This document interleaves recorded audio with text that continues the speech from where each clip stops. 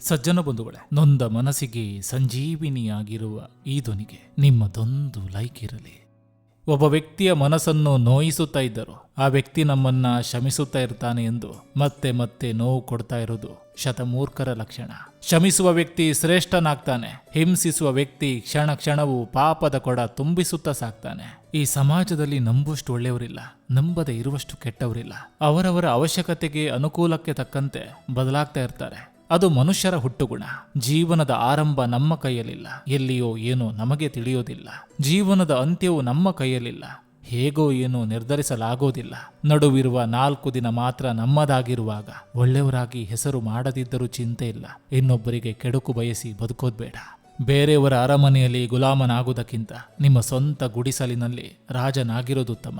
ಸಮಯ ಎನ್ನುವುದು ನಾವು ಲೆಕ್ಕಿಸದೆ ಖರ್ಚು ಮಾಡುವ ಏಕೈಕ ಕರೆನ್ಸಿ. ಅದನ್ನು ಬುದ್ಧಿವಂತಿಕೆಯಿಂದ ಬಳಸಿ. ಕಷ್ಟಪಡಬೇಕಂತೆ ಇಷ್ಟಪಟ್ಟಿದ್ದು ಸಿಗುವವರೆಗೂ, ಬೆಳೆಯಬೇಕಂತೆ ಹೀಯಾಳಿಸಿದವರು ತಲೆ ಎತ್ತಿ ನೋಡುವವರೆಗೂ, ಆಸೆಗಳ ಬೆನ್ನೇರಿ ಹೊರಟವರೆಲ್ಲ ನಿರಾಸೆ ಎಂಬ ಪಾತಾಳಕ್ಕೆ ಜಾರಿದವರೇ ಹೆಚ್ಚು. ಆಸೆಗಳನ್ನು ತ್ಯಜಿಸಿ ಬುದ್ಧನೇ ಆಗಬೇಕಂತಿಲ್ಲ, ಜ್ಞಾನೋದಯವಾಗಲು ಬೋಧಿ ವೃಕ್ಷವೇ ಬೇಕಂತಿಲ್ಲ.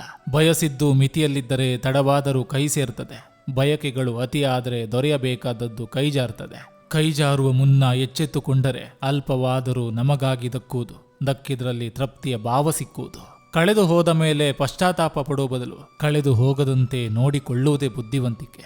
ಜೀವನದ ಪ್ರತಿಯೊಂದು ಕ್ಷಣವನ್ನು ಖುಷಿಯಿಂದ ಅನುಭವಿಸಿ. ದಿನಕ್ಕೊಂದು ಸಮಸ್ಯೆ ಬರ್ತದೆ ಹೋಗ್ತದೆ, ಆದರೆ ಕಳೆದು ಹೋದ ಸಮಯ ಮತ್ತೆ ಮರಳಿ ಬರೋದಿಲ್ಲ. ಸಜ್ಜನ ಬಂಧುಗಳೇ, ಇದು ಇಂದಿನ ಸಂಚಿಕೆ ಅಂತ ಹೇಳ್ತಾ, ಈ ಸಂಚಿಕೆ ನಿಮಗೆ ಇಷ್ಟವಾಗಿದ್ರೆ ದಯವಿಟ್ಟು ಒಂದು ಲೈಕ್ ಮಾಡಿ, ಜೊತೆಗೊಂದು ಕಮೆಂಟ್ ಮಾಡಿ. ಮತ್ತೆ ಮುಂದಿನ ಸಂಚಿಕೆಯೊಂದಿಗೆ ಅತಿ ಶೀಘ್ರದಲ್ಲಿ ನಿಮ್ಮನ್ನ ಭೇಟಿ ಆಗ್ತೇನೆ.